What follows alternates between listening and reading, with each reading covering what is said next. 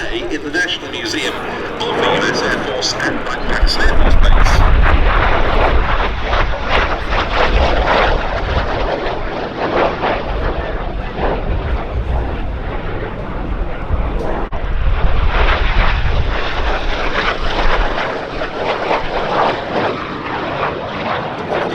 Plant developed by Frank Halford, who for many years had been de Havilland's engine man, as the Halford H1, before it became known as the Havilland Vampire. Experience of building wooden aircraft. The Mosquito, of course, springs most famously to mind, and the structure of the Vampire is a mixture of wood and metal. The fuselage pod has a balsa wood core with layers of birch veneer inside and outside. The wings, the tail booms, and the tail, by contrast, are all metal.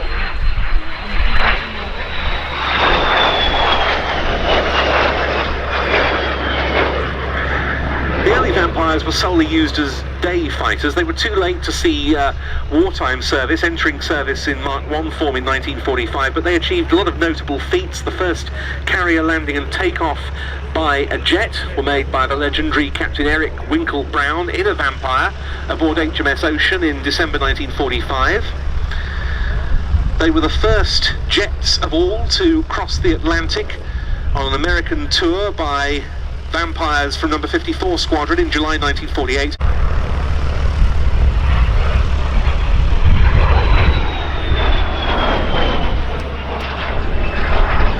They certainly worked well with the RAF.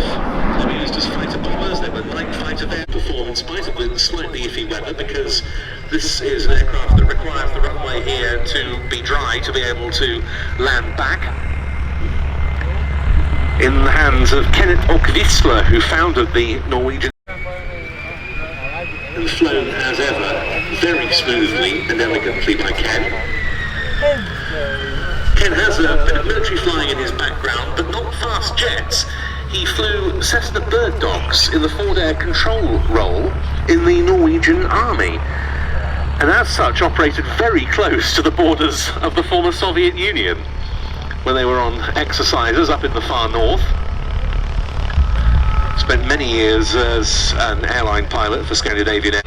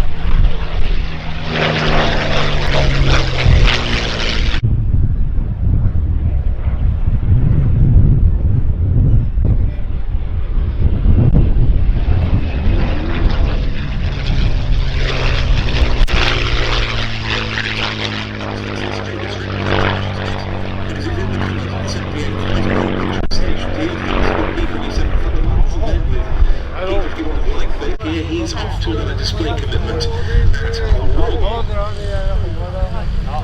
Of course, you can find out so much more about Duxford's time as Station 357 of the Army Air Forces. It's American years, as you might say, in both the American Air Museum and just behind the control tower in the historic Duxford exhibition, which tells the whole story of this airfield's operational years.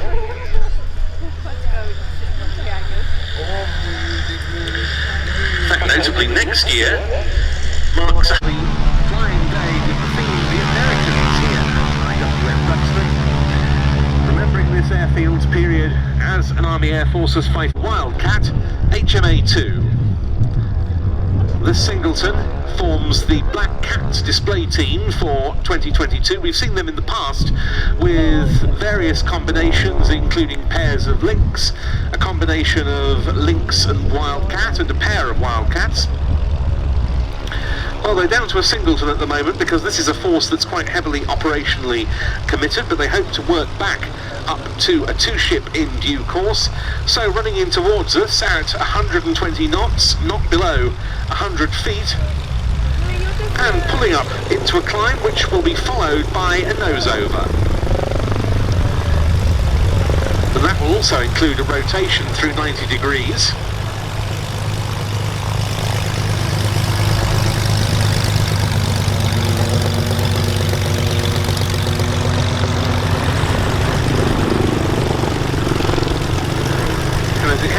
Towards the east, the Wildcat will pull into a 180 degree wing over.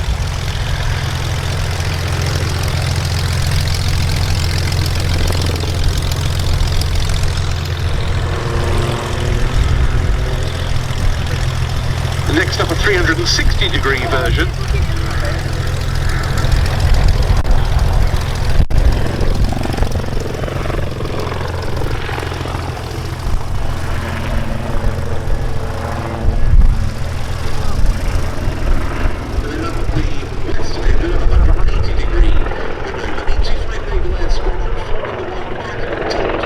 It's part of the Wildcat Maritime Force stationed at Aerobatic.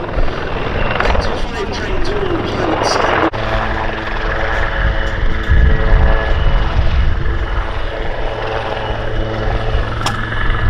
Pirouetting along the main runway as it goes.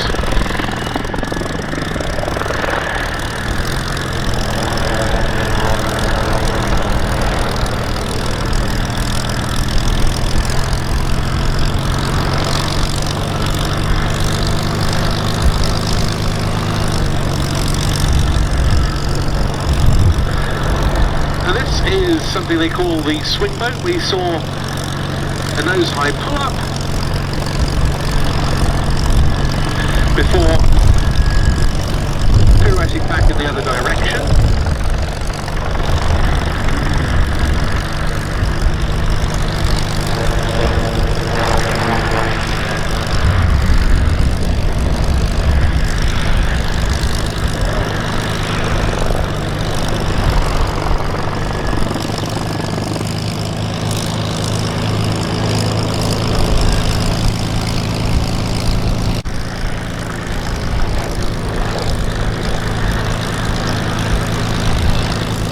With 771 Squadron at Caldrose. He's been deployed with the UK's new carrier strike group to the east coast of the United States in 2019. He spent 8.5 months in the Caribbean on humanitarian assistance and disaster relief operations in the British overseas territories and counter-illicit trafficking missions in collaboration with the US Coast Guard.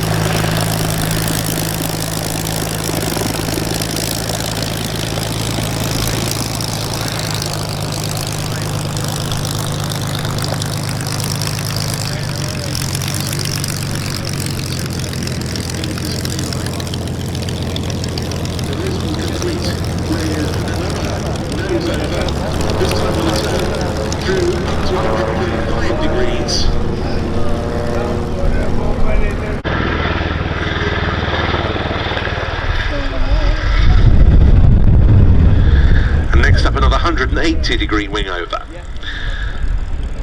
Lieutenant Jim Carver has now returned to 825 Naval Air Squadron. He's one of its qualified helicopter instructors.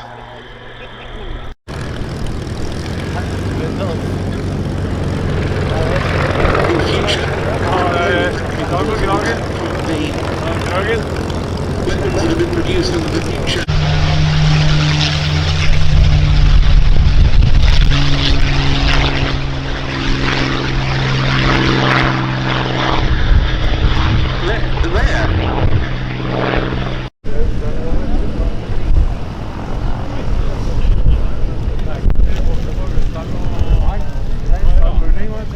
We're due now to get into the air the four-Fokker S-11 instructors. The significant anniversary this year, it's 75 years old.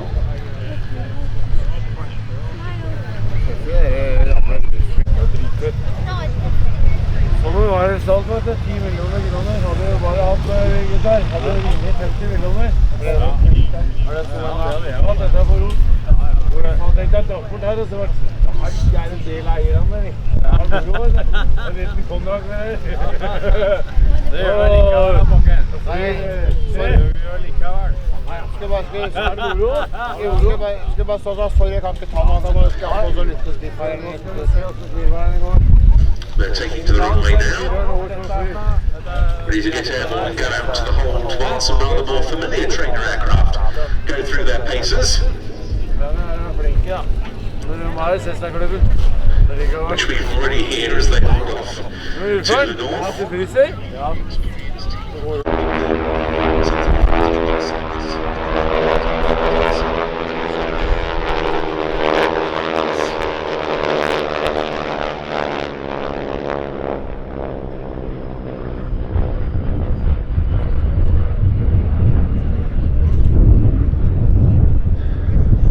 I say these are North American Harvards. In fact, only the second one in the formation is the lead aircraft. Was one of the many service of these airplanes. The lead aircraft in the markings it wore when it was in service with the Portuguese Air Force. The one behind, US Navy colours.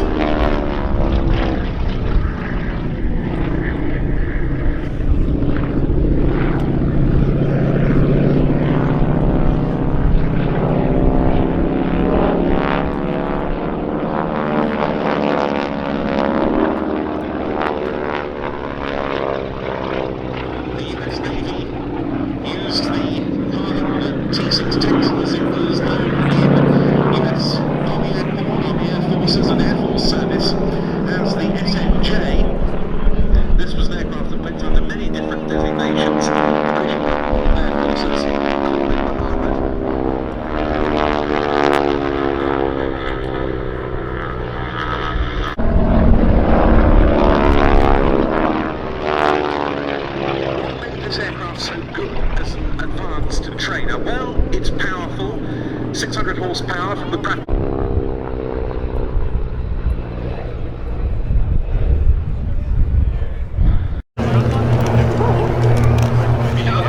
Het zijn door de constructeurs en tekenaars van de fabrieken in Amsterdam vele ontwerpen voor nieuwe vliegtuigen.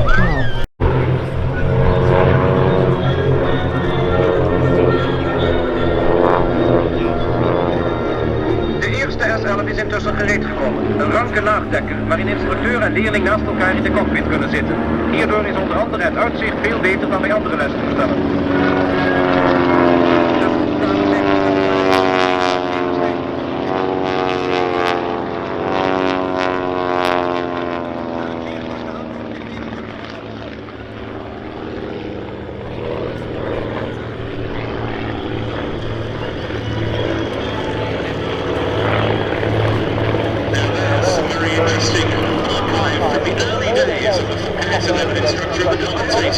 And it's called the Fokker 4 Foundation.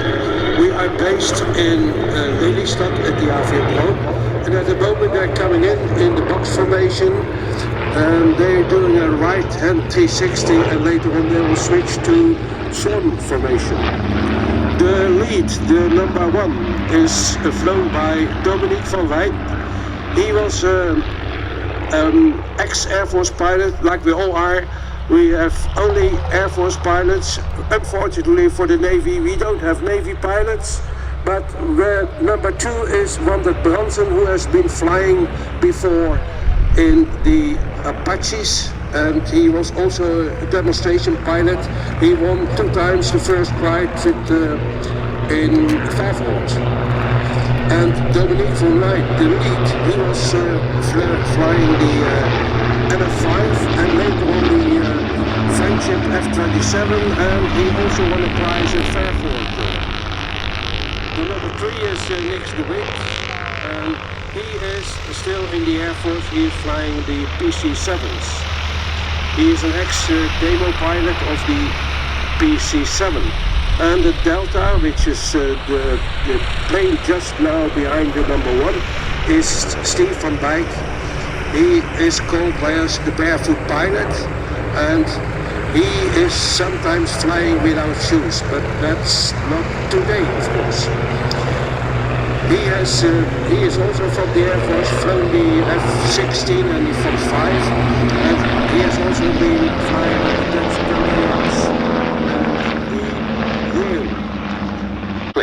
That clip that was made in 1947, in December 18th, the night the F-11 flew for the first time in aviation. The airplane was built after the Second World War in Amsterdam North, and typically Dutch, there is no runway or so they had to put them on a boat, bring them to Schiphol, and there Gerben Sonderman made the first flight in 1947. Very famous Dutch astronaut who went on to fly several other designs. And then a couple of years ago we celebrated the 70 years existence of the S-11. At the moment it's 75 years old. It's a little bit same age as me. It's a good year, 1947 of course, and we are very proud that we still fly those aircraft. They are from 1950, 1951, and they are very well maintained by our technicians. The S-11 flew for many years, didn't it, with both the Royal Netherlands Air Force and the Navy? Yeah. It's I myself was trained in 1969 on the Fokker S-11 with a couple of other pilots. But it has been flown, I think, until 1975 or something like that.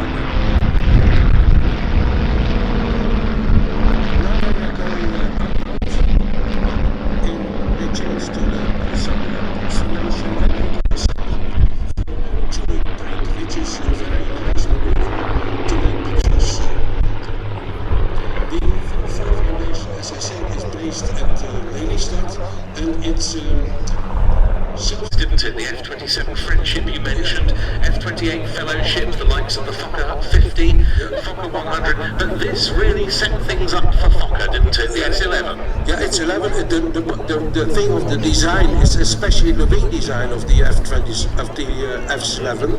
It's so good that they call it a stable aircraft, and that means that it always recovers itself from any maneuver. And as I mentioned earlier, when the aircraft took off, it has a very unusual undercarriage, doesn't it? They call it the broken knees. Yes. That's it. But the story is that at that time didn't have the...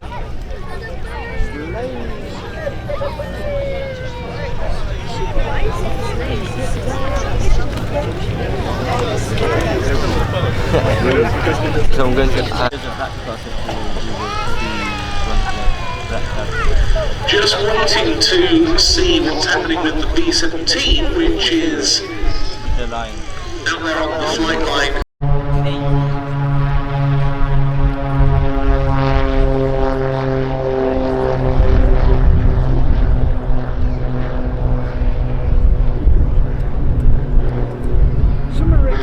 And in front of us on the flight line, an always synchronised shutdown by the engines on the 4 Fokker instructors.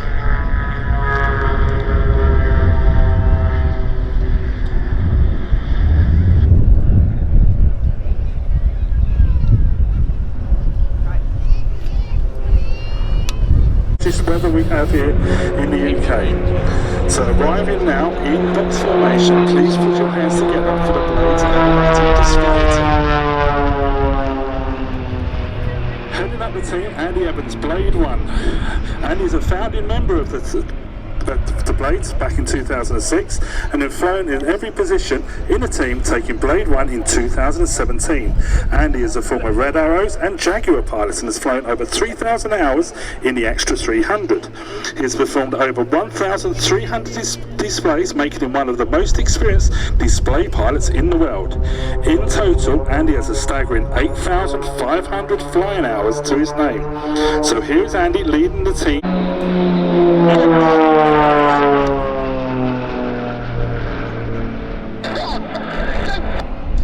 He now calls the team into the swamp formation where Blades 2 and 3 move back in formation, joining Andy for the display. Joining Andy for the display this year is Blade 2, Ben Murphy, Blade 3, Mike Ling, and Blade 4. This is a swamp.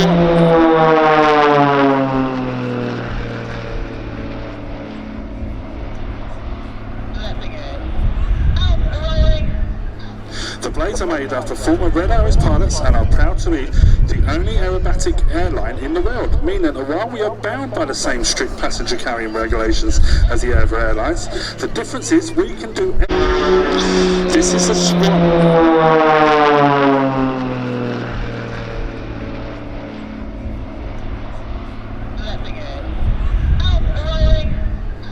The Blades are made after former Red Arrows pilots and are proud to be the only aerobatic airline in the world, meaning that while we are bound by the same strict passenger carrying regulations as the other airlines, now looking to your left, Blades 2 and 3 will control the first pair sequence of the display. Blade 3 on the left is Mike Ling, who is the longest serving Red Arrow pilot.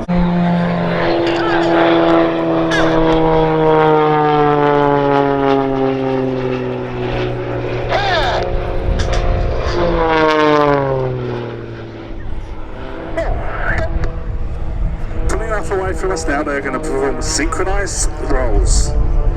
Now approaching from opposite direction, Blades 1 and 4 go head to head, crossing in the centre of the aircraft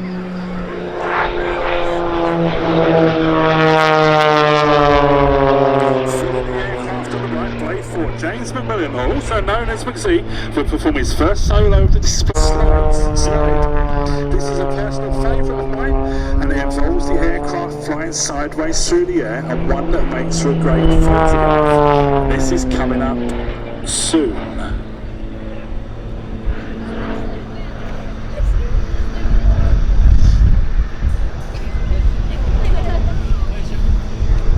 As I said, it's doing slightly different to what was in the schedule, so please just enjoy any extras we get from them.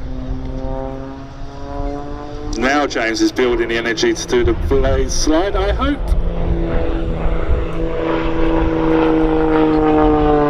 And finally here we have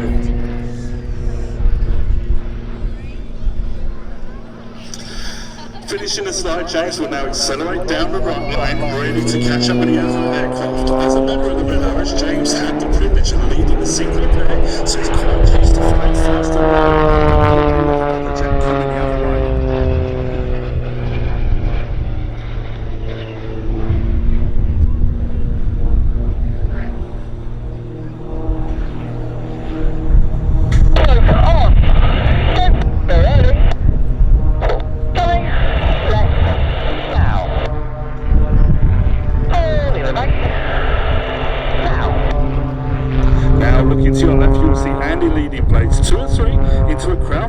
Back for another season by popular demand.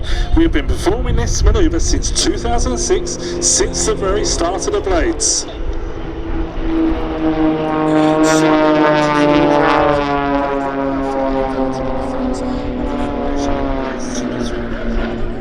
To demonstrate our natural way to fly. Blade 4 then rolls around the smoke created by the other pilots.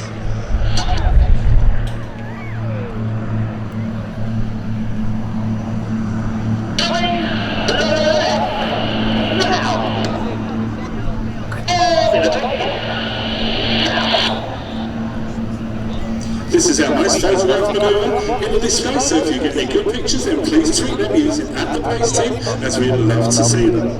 This unique manoeuvre can be experienced with our Blades Flight Club. More information on this can be found on our website, theblades.com.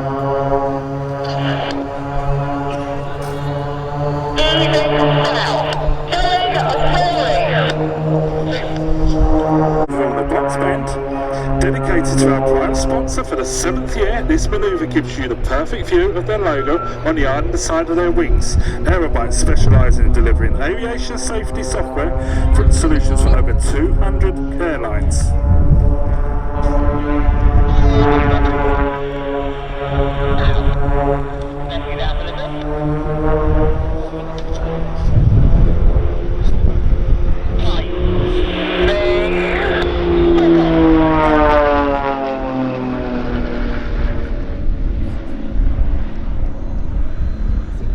You can clearly see on their tails the red and white logos of our new sponsor for 2022, US. You can clearly see on their tails the red and white logos of our new sponsor for 2022, US. Who are the world's leading applications from submarines to the International Space Station and everything in between.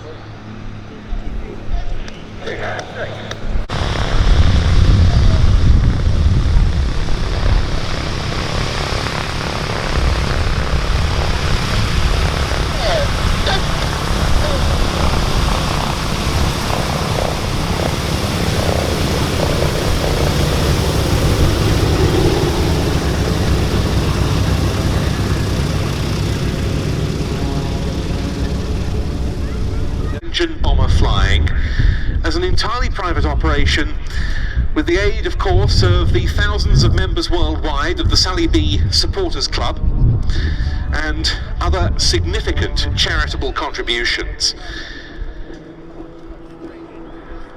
Here come then the B-17 and the Blades.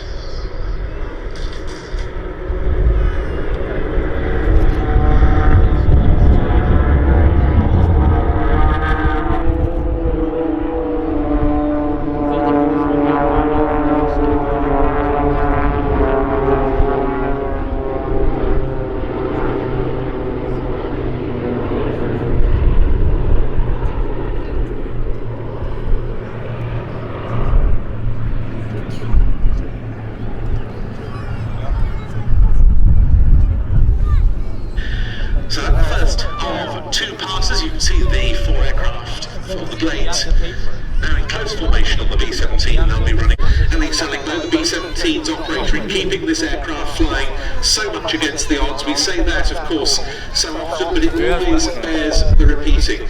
Operating a 4-engined heavy bomber from World War II such as this is a vastly to inspire us for many decades to come.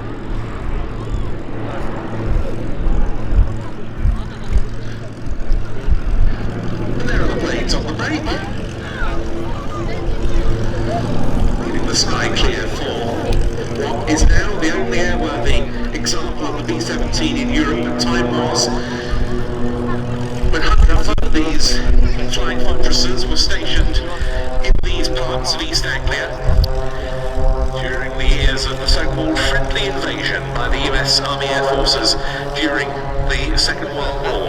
and it was a friendly invasion that began 80 years ago this summer with the arrival here, the first elements of the US.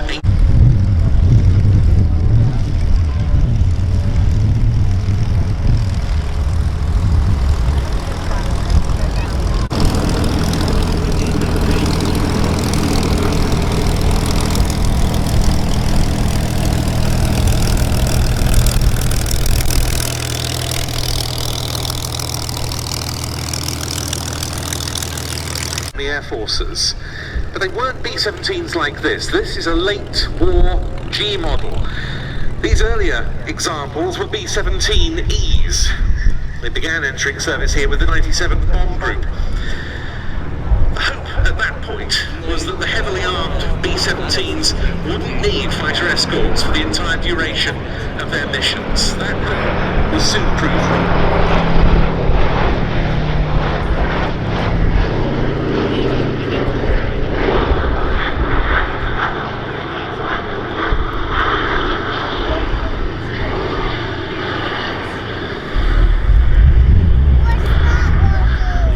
First raid by the P-47 Thunderbolt, and especially the P-51 Mustang we saw earlier, that really helped protect these aircraft on their daylight raids into occupied Europe.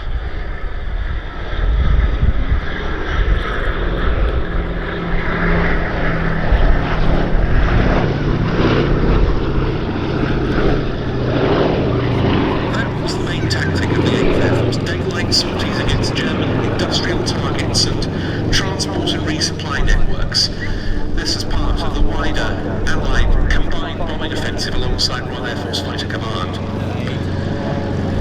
Even as losses of the heavy bombers, the B-17s and the B-24 Liberators decreased as the Allies gained air superiority, there were still many dangers for the crews of the daylight bombers, notably the effects of flak even on the legendarily tough airframe of the B-17. It's all those operations that Sally B pays tribute to, and it's to the members of the Sally B Supporters Club, whose memberships help keep this aircraft flying, that we pay tribute with the final pass of this display by Sally B.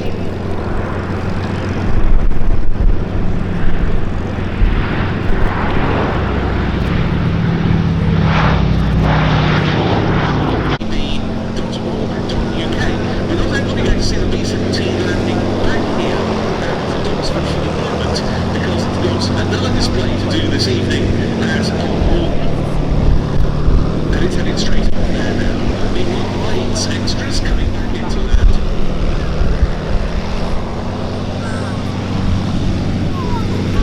Of course, it goes without saying, like so many operators, B-17 preservation was hit hard by missing the 2020 display season and the revenues that brings in as a result of the pandemic, and by the rather restricted calendar of events that we had last season. So your donations, your memberships really are very welcome indeed.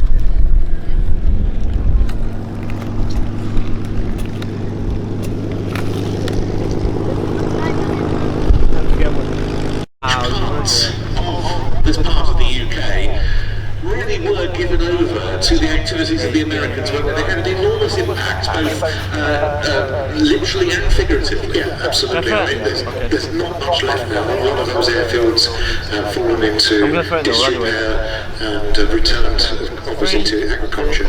But the impact area was immense. And I know we're talking about a bygone era, and lots of those airmen sadly are no longer with us, and they don't come over anymore. Yeah.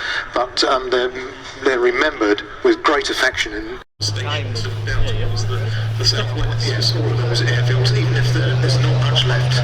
Yeah, there will be a memorial, I'm sure, as you say, to the 8th Air Force and to the 9th Air Force. Yeah. And in the Spitfire PR11 gets airborne, our final item of the day.